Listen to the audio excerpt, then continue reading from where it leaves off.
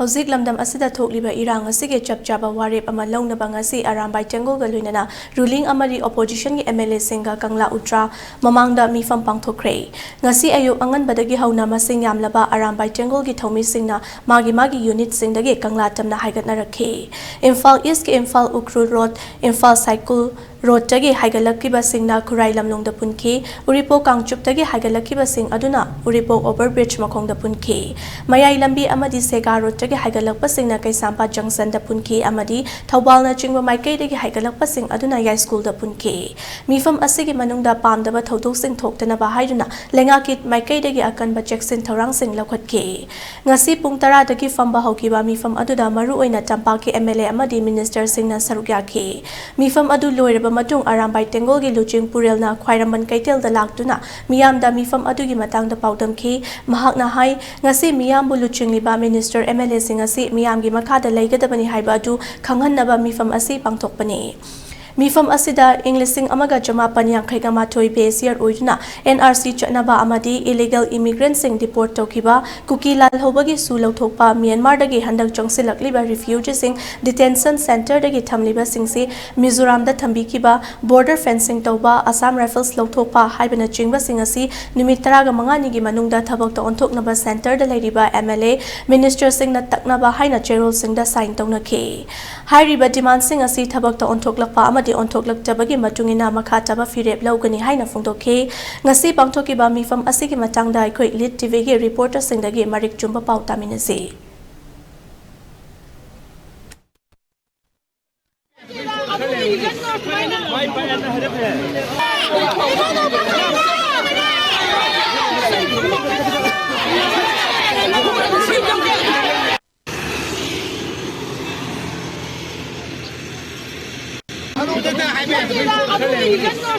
Ngasigi oiriba fibamse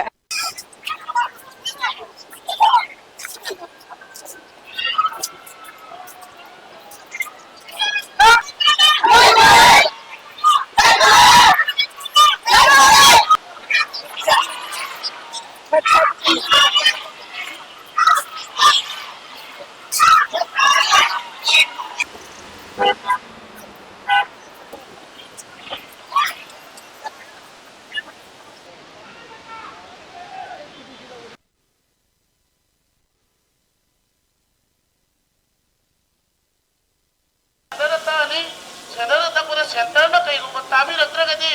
moy na hari ba siro sira hari se kali wasak chariye madudi aisana irebak puru inap laingi namdaba sadang moy na basu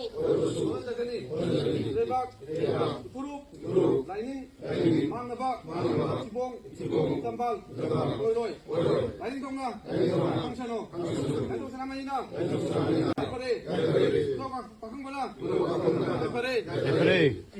Saya ini juga jadi bawa maupun masih koi kurai lamlong bazar makta tadi moirang kampung rom dagi laksilakpa sabung ko lamlai adma di kurai rom dalai riba mai atom dagi lai riba mai bel miam sing pulap punsin dana lai ri ngai hakki mamang dai mai bel sing si lai ram bani adu bo hoji AR lai haiba pauta dagi mai bel sing adu AR do tingna bagi damakta mayam puna changsin bagi mamni dunia koi nojik ta riba si aduga maruaina koi minister MLA singa arambai tengoga tamtamba wari sanase haikiba wafam adugi matungina koi makok thungba commander ama changsin miyoi chama kak changsin kibagi pawdu fangi amadi si kurai lamlong bazar dagi hen atopa changbadi fangan kide adubu managa se leiriba koi imaibe singdagi ngasigi oiribe pibam amadi security forces singi Central Forces singa leiriba pibam sigi matangda koi imai madagi pawdam taminasi ngasigi oiriba pibam se haidi akoi ngasi se sumaina arambai tengoga di akoigi minister MLA singa wari sanase haibigi pawdam thambikreba masigi matakta ngarang dagi hauna koi Kangla dagi Central Force thamjilaga kuchukulai matik chaba kuchukulai kaya ama thamjilaga thambisu ima ubiramani thengnajaramani do masigi matangse imagi wakhalona kari lebi ngasigi wari se sanagadoribra ta sanaroidoribra haibadu akoi nakanamrom da koi tajabadi chief minister yauroi haibigi pawsu phangbiba akoi jadu yauroi haborgadi koi juji ai hoi hana huji semester mayimda koi myam pimyam cha sesini aduna irang asam chawba irang thokanida mala du ka jobai yawe doino adu maram da adu ngate koi jo adu mayam hawda ji tawri ji masi se koi gi matam sang adagi akoina leibaki oiriba phibam sida akoi kanglaisa leibiriba mayam sina yamna wana hona taragasu akoi gi phambam thoko pandhamdu phangnabo honaba matamda akoi se amaga matam kuinadagi sumchinadabagum leirambadu ngasidagidi akoi ima leibak manipur da leiminariba akoi gi mitai purup se mayamna punde haibado akoi pulle haibadu ni ngasi akoina mayamda taksariba aduga akoina MLA minister sing yauna akoi Kangla da apunba AT gi oiba isinau singa akoina thangachaba proposal amakak akoi NRC chanahanba adagi border fencing tawhanba adagi akoi gi Assam rifle leiriba singse sigi mohuta atopa central forcing bahut simbinaba sigumba sing mayam se akoina akoi gi leiriba MLA minister sing sida akoi punna sign tawminarba matungda madugi proposal do akoi thanganminanabagi khongthang doni ngasi lawjari se ado akoi gi leibiriba kanglaipak sida leibiriba mitai khudimangna ngasi de amato oina punna sigi saktam sida thokminarapa se aigi oiba wakolonda yam nungaijai myam gi oibasu khwaidagi nungaiba mikupto oiramgani haina khanjago loinana aikoi amato oina punna chatminasi khudimok mungmaithiba piminabsi haiba wafamsi aigi maikaidagi thamjage ngasi ki punna sida Kangla arambaina pamba chief minister yaubasi yaugidabasi ki matangdadi isagi promoter dei adugi matangdadi ai thoidokna phongtok chararoige sigi lebaki CM amo oina leibanina adugi kitang atopa kitang problem leire sigi matangdadi aina madu phongtok chararoige asi pin giba moi cabinet minister MLA singna bai arambaina thami wafam singdu makoina sama dum support obi mong leibra natragna masigi matangsi makoi ki tongan moching thambirapaga yaubra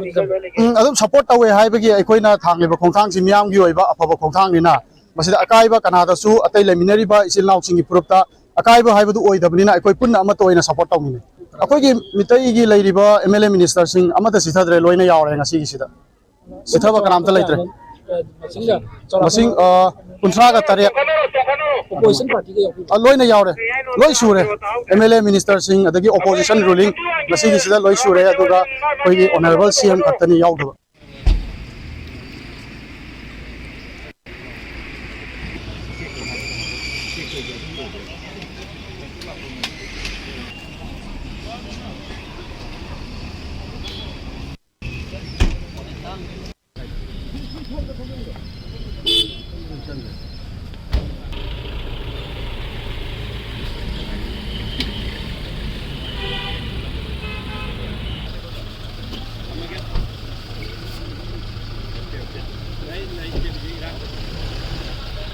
사실 여기 로케소긴 마스도 야우게 이제 여자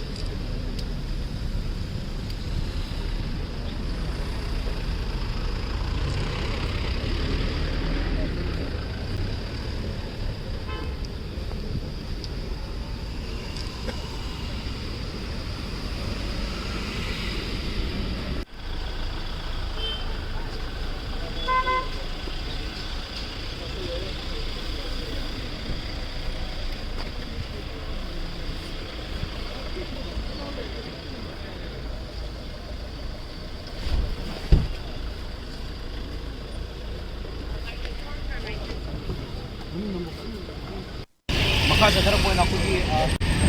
audience pisum singa masasang magi mapham na nila siya doon kung sila ako di salay tarik ko kaya na lokoy ito na hindi audio si masing sila yam kana ako di manggol dapat ni sa magani ato ko nakalamarong da ako di imasing sina lambi si ngasi siya ako di national highway kaya so nakanda mo nang kunun sa lambi si miyoy kaya amun simba na manam oy doon ako di akan na ba miyoy katang ako di lambi si da phawal laga ato ba sin ako di ledak ta phone bagi sector madusu puri ato ko ngasi si ꯃꯈꯣꯏꯒꯤ ꯂꯨꯆꯤꯡꯕꯁꯤꯡ ꯑꯁꯤꯒ ꯑꯩꯈꯣꯏꯒꯤ ꯂꯝꯗꯝ ꯑꯁꯤꯒꯤ ꯅꯍꯥꯁꯤꯡ ꯑꯁꯤꯒ ꯎꯅꯔꯕ ꯃꯇꯝꯗ ꯀꯔꯤ ꯑꯍꯣꯡꯕ ꯂꯥꯛꯀꯅꯤ ꯑꯃꯗꯤ ꯀꯔꯤ ꯀꯔꯝꯕ ꯃꯑꯣꯡꯗ ꯑꯩꯈꯣꯏ ꯑꯁꯤ ꯂꯥꯜ ꯑꯁꯤ ꯊꯥ 8 ꯍꯦꯜꯂꯛꯂꯕ ꯏꯔꯥꯡ ꯑꯁꯤ ꯃꯈꯣꯏ ꯉꯁꯤ ꯎꯅꯔꯕ ꯃꯇꯨꯡꯗ ꯀꯔꯤ ꯑꯍꯣꯡꯕ ꯑꯃꯗꯤ ꯀꯔꯤ ꯑꯑꯣꯟꯕ ꯄꯨꯔꯛꯇꯨꯅ ꯃꯅꯤꯄꯨꯔ ꯑꯁꯤꯗ ꯀꯔꯤ ꯑꯑꯣꯟꯕ ꯄꯨꯔꯛꯀꯅꯤ ꯍꯥꯏꯕꯗꯨꯗꯤ ꯍꯧꯖꯤꯛꯃꯛꯀꯤ ꯑꯣꯏꯅ ꯈꯪꯕ ꯉꯝꯗ꯭ꯔꯤ ꯑꯩꯈꯣꯏꯒꯤ ꯂꯝꯗꯝ ꯑꯁꯤꯒꯤ ꯃꯃꯥꯁꯤꯡ ꯑꯁꯤꯅ ꯑꯩꯈꯣꯏꯒꯤ ꯑꯁꯤꯒꯨꯝꯂꯕ ꯃꯆꯥꯁꯤꯡꯅ ꯇꯧꯖꯔꯤꯕꯁꯤꯗ ꯍꯦꯟꯅ ꯑꯐꯕ ꯑꯣꯏꯔꯁꯅꯨ ꯑꯃꯗꯤ ꯃꯥꯏ ꯄꯥꯛꯄ ꯑꯣꯏꯔꯁꯅꯨ ꯍꯥꯏꯕꯒꯤ ꯁꯛꯇꯝ ꯑꯗꯨꯅꯤ ꯎꯔꯤꯁꯦ ꯍꯤꯔꯝ ꯑꯁꯤꯒꯤ ꯃꯇꯥꯡꯗ ꯚꯤꯗꯤꯑꯣ ꯖꯔꯅꯦꯂꯤꯁ ꯁꯤꯡꯊꯪ ꯑꯃ ꯂꯣꯏꯅꯅ ꯄꯥꯎ ꯇꯧꯖꯔꯤꯕ ꯁꯤꯀꯦꯁ ꯅꯥꯎꯔꯦꯝ ꯏꯂꯤꯠ ꯅ꯭ꯌꯨꯁ ꯁꯤꯡꯖꯃꯩ ꯀꯔꯤ ꯋꯥꯁꯛꯆꯔꯤꯌꯦ ꯃꯗꯨꯗꯤ ꯑꯩ ꯏꯁꯥꯅ ꯏꯔꯩꯕꯥꯛ ꯏꯐꯨꯔꯨꯞ ꯏꯅꯥꯠ ꯂꯥꯏꯅꯤꯡꯒꯤ ꯉꯝꯖꯕ ꯈꯔꯗꯪ ꯑꯣꯏꯔꯕꯁꯨ ꯍꯣꯠꯅꯖꯒꯅꯤ ꯏꯔꯩꯕꯥꯛ ꯏꯐꯨꯔꯨꯞ ꯂꯥꯏꯅꯤꯡ ꯃꯥꯡꯅꯕ ꯊꯤꯕꯣꯡ ꯇꯝꯕꯥꯜ ꯑꯣꯏꯔꯣꯏ ꯂꯥꯏꯅꯤꯡ ꯊꯣꯡꯅ ꯈꯪꯁꯅꯣ ꯂꯥꯏꯅꯤꯡ ꯁꯅꯥꯃꯍꯤꯅ ꯐꯔꯦ ꯄꯥꯈꯪꯕꯅ ꯐꯔꯦ ꯍꯧꯖꯤꯛ ꯑꯩꯅ ꯂꯩꯖꯔꯤꯕ ꯃꯐꯝ ꯑꯁꯤ ꯑꯩꯈꯣꯏꯒꯤ ꯏꯃꯥ ꯀꯩꯊꯦꯜ ꯑꯅꯤꯒꯤ ꯀꯥꯔꯛꯇꯅꯤ ꯑꯩꯅ ꯂꯩꯖꯔꯤꯕꯁꯤ ꯍꯧꯖꯤꯛ ꯑꯩꯈꯣꯏꯒꯤ ꯃꯤꯇꯤꯡꯁꯤ ꯂꯣꯏꯔꯕ ꯃꯇꯨꯡꯗ ꯑꯩꯈꯣꯏꯒꯤ ꯑꯔꯥꯝꯕꯥꯏ ꯇꯦꯡꯒꯣꯜꯒꯤ ꯂꯨꯆꯤꯡ ꯄꯨꯔꯦꯟ ꯀꯣꯔꯧ ꯉꯥꯟꯕ ꯊꯣꯛꯂꯛꯇꯨꯅ ꯍꯧꯖꯤꯛ ꯃꯐꯝ ꯑꯁꯤꯗ ꯑꯩꯈꯣꯏꯒꯤ ꯃꯤꯌꯥꯝꯒꯤ ꯑꯣꯏꯕ ꯃꯤꯐꯝ ꯑꯃ ꯑꯃꯨꯛ ꯄꯥꯡꯊꯣꯛꯑꯒ ꯍꯥꯏꯗꯤ ꯉꯁꯥꯏꯒꯤ ꯂꯧꯔꯛꯂꯤꯕ ꯄꯥꯟꯗꯝ ꯑꯗꯨꯒꯤ ꯃꯇꯥꯡꯗ ꯋꯥꯔꯤ ꯁꯥꯟꯅꯕꯒꯤ ꯀꯩꯅꯣꯗꯨꯅꯤ ꯍꯧꯖꯤꯛ ꯎꯖꯔꯤꯕꯁꯤ ꯃꯌꯥꯝ ꯑꯃꯨꯛꯇꯪ ꯁꯣꯝꯗ ꯃꯥꯏꯀꯩꯗ ꯁꯣꯝꯗ ꯃꯥꯏꯀꯩꯗ ꯑꯃꯨꯛꯇ ꯌꯦꯡꯕꯤꯌꯨ ꯍꯧꯖꯤꯛ ꯑꯔꯥꯝꯕꯥꯏ ꯇꯦꯡꯒꯣꯜ ꯃꯌꯥꯝ ꯑꯃ ꯍꯧꯖꯤꯛ ꯏꯃꯥ ꯏꯕꯦꯟ ꯃꯌꯥꯝ ꯑꯃ ꯑꯩꯈꯣꯏꯒꯤ ꯐ꯭ꯂꯦꯛ ꯄꯥꯏꯗꯅ ꯑꯩꯈꯣꯏ ꯃꯔꯛꯇ ꯑꯃꯨꯛꯇꯪ ꯆꯪꯉꯒ ꯃꯌꯥꯝ ꯃꯤꯠꯌꯦꯡ ꯇꯥꯃꯤꯟꯅꯁꯤ ꯍꯧꯖꯤꯛ ꯃꯌꯥꯝ ꯑꯁꯤꯅꯤ ꯑꯩꯈꯣꯏꯒꯤ ꯂꯩꯖꯔꯤꯕꯁꯤ ꯍꯧꯖꯤꯛ ꯌꯥꯝ ꯀꯟꯅ ꯑꯩꯈꯣꯏ ꯃꯤꯇꯤꯡ ꯇꯧꯅꯕꯒꯤꯗꯃꯛꯇ ꯁꯦꯝ ꯁꯥꯔꯤ ꯋꯥꯔꯦꯞꯇꯣ ꯂꯥꯎꯊꯣꯛꯅꯅꯕꯒꯤꯗꯃꯛꯇ ꯑꯩꯈꯣꯏ ꯀꯩꯅꯣ ꯇꯧꯔꯤ ꯃꯌꯥꯝ ꯃꯤꯠꯌꯦꯡ ꯇꯥꯃꯤꯟꯅꯁꯤ ꯑꯩꯈꯣꯏ ꯃꯔꯛꯇ ꯆꯪꯖꯔꯛꯀꯦ ꯍꯧꯖꯤꯛ ꯃꯌꯥꯝ ꯑꯁꯤ ꯑꯩꯈꯣꯏ ꯀꯩꯅꯣ ꯇꯧꯖꯔꯦ ꯍꯧꯖꯤꯛ ꯃꯌꯥꯝ ꯋꯥꯔꯦꯞ ꯑꯁꯤ ꯂꯥꯎꯊꯣꯛꯅꯕꯒꯤꯗꯃꯛꯇ ꯃꯌꯥꯝ ꯑꯁꯤ ꯁꯦꯝ ꯁꯥꯕꯒꯤ ꯀꯩꯅꯣꯃ ꯀꯟꯅ ꯇꯧꯔꯤ ꯃꯌꯥꯝꯁꯦ ꯑꯩꯈꯣꯏ ꯁꯤꯗ ꯂꯩꯕꯤꯔꯤꯕ ꯏꯆꯤꯜ ꯏꯅꯥꯎ ꯃꯌꯥꯝꯁꯦ ꯑꯩꯈꯣꯏ ꯍꯧꯖꯤꯛ ꯋꯥꯔꯦꯞꯇꯣ ꯇꯥꯅꯅꯕꯒꯤꯗꯃꯛꯇ ꯃꯌꯥꯝ ꯑꯁꯤ ꯑꯩꯈꯣꯏꯒꯤ ꯂꯩꯕꯤꯔꯤ ꯃꯌꯥꯝ ꯍꯧꯖꯤꯛ ꯋꯥꯔꯦꯞꯇ ꯀꯩ ꯍꯥꯏꯅ ꯑꯩꯈꯣꯏ ꯀꯩꯅꯣ ꯇꯧꯕꯤꯔꯛꯄꯒꯦ ꯍꯥꯏꯕꯗꯨ ꯃꯌꯥꯝ ꯑꯗꯨꯒ ꯂꯥꯟꯁꯤꯗꯤ ꯍꯧꯕꯗꯒꯤꯅ ꯉꯁꯤꯐꯥꯎꯗ ꯂꯣꯏ ꯌꯥꯎꯃꯤꯟꯅꯔꯤꯕ ꯏꯆꯤꯜ ꯏꯅꯥꯎ ꯃꯌꯥꯝꯕꯨꯁꯨ ꯏꯄꯣꯛꯅ ꯈꯨꯔꯨꯝꯖꯔꯤ ꯏꯃꯥ ꯏꯕꯦꯜ ꯑꯃꯗꯤ ꯂꯩꯖꯔꯤꯕ ꯏꯃꯥꯕꯨ ꯏꯄꯣꯛꯅ ꯈꯨꯔꯨꯝꯖꯔꯒ ꯉꯁꯤꯒꯤꯁꯤꯅ ꯑꯩꯈꯣꯏ ꯍꯦꯛꯇ ꯃꯥꯏ ꯄꯥꯕꯅꯤ ꯍꯥꯏꯕꯗꯨ ꯍꯦꯛꯇ ꯑꯩꯈꯣꯏ ꯌꯥꯗꯦ ꯍꯔꯥꯎꯕꯤꯒꯨꯝꯁꯦ ꯉꯁꯤꯒꯤꯗ ꯑꯩꯈꯣꯏꯅ ꯎꯠꯂꯤꯁꯦ ꯀꯩꯅꯣ ꯍꯥꯏꯗ ꯃꯤꯒꯤ MLA 10 ꯃꯤꯅꯤꯁꯇꯔ MLA ꯃꯤꯅꯤꯁꯇꯔ 10ꯗꯣ ꯆꯞ ꯃꯥꯟꯅꯗ꯭ꯔꯦ ꯏꯃꯥꯅ ꯃꯥꯟꯅꯗꯕ꯭ꯔꯅꯦ ꯆꯞ ꯃꯥꯟꯅꯩ ꯃꯤ ꯈꯟꯅꯕ ꯌꯦꯡꯉꯣ ꯈꯟꯅꯗꯦꯀꯣ ꯑꯩꯈꯣꯏꯒꯤꯅꯅꯦ ꯂꯥꯟ ꯍꯧꯕꯗꯩ ꯃꯁꯛ ꯎꯗꯕ ꯂꯩ ꯂꯩꯇꯕ꯭ꯔꯥ ꯑꯗꯨ ꯃꯌꯥꯝꯗꯨꯅ ꯉꯁꯤ ꯑꯩꯈꯣꯏ ꯇꯧꯔꯤꯁꯦꯀꯣ ꯑꯗꯣ ꯉꯁꯤ ꯃꯣꯏ ꯑꯩꯈꯣꯏꯅ ꯉꯔꯥꯡ ꯄꯣꯏꯟ 6 ꯄꯤꯕꯗꯣ ꯁꯨꯔ ꯊꯣꯛꯄ ꯑꯗꯩꯗꯤ NRC ꯆꯠꯅꯍꯟꯕ ꯑꯗꯩ ꯑꯁꯥꯝ ꯔꯥꯏꯐꯜ ꯊꯣꯛꯄ ꯍꯥꯏꯔꯤꯕ ꯃꯌꯥꯝ ꯑꯃ ꯑꯩꯈꯣꯏꯅ ꯄꯣꯏꯟ 5 6 ꯑꯣꯏꯔꯝꯒꯅꯤ ꯄꯤꯕꯗꯣ ꯑꯗꯨꯗꯣ ꯃꯣꯏ ꯂꯣꯏꯅꯃꯛ ꯑꯃꯠꯇ ꯆꯤꯊꯗꯅ ꯉꯁꯤ ꯁꯥꯏꯟ ꯇꯧꯔꯦ ꯆꯤꯐ ꯃꯤꯅꯤꯁꯇꯔ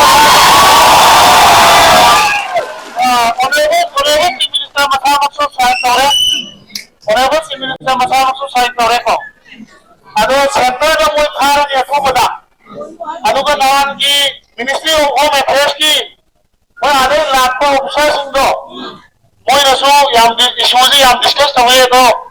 ꯃꯣꯏꯅ ꯁꯨꯒꯤꯁꯦ ꯍꯥꯟꯅ ꯈꯨꯠ ꯊꯥꯒꯅꯤ ꯀꯥꯏꯅꯗꯤ ꯍꯥꯏꯀꯣ ꯑꯗꯣ ꯌꯦꯡꯁꯤ ꯑꯗꯨꯒ ꯑꯩꯈꯣꯏꯒꯤꯗꯤ ꯑꯩꯈꯣꯏꯅ ꯎꯠꯅꯤꯡꯉꯤꯁꯦ ꯑꯔꯥꯝꯕꯥꯏꯅ ꯉꯁꯤ ꯎꯠꯅꯤꯡꯉꯤꯁꯦ ꯀꯔꯤꯝꯇꯒꯤ ꯅꯠꯇꯦ ꯃꯈꯣꯏ MLA ꯃꯤꯅꯤꯁꯇꯔ ꯄꯨꯝꯅꯃꯛ ꯆꯤꯐ ꯃꯤꯅꯤꯁꯇꯔꯁꯨ ꯃꯉꯥꯏꯔꯦ ꯑꯣꯅꯔꯦꯕꯜ ꯃꯤꯌꯥꯝꯒꯤ ꯃꯈꯥꯗ ꯂꯩꯕꯅꯦꯁꯦ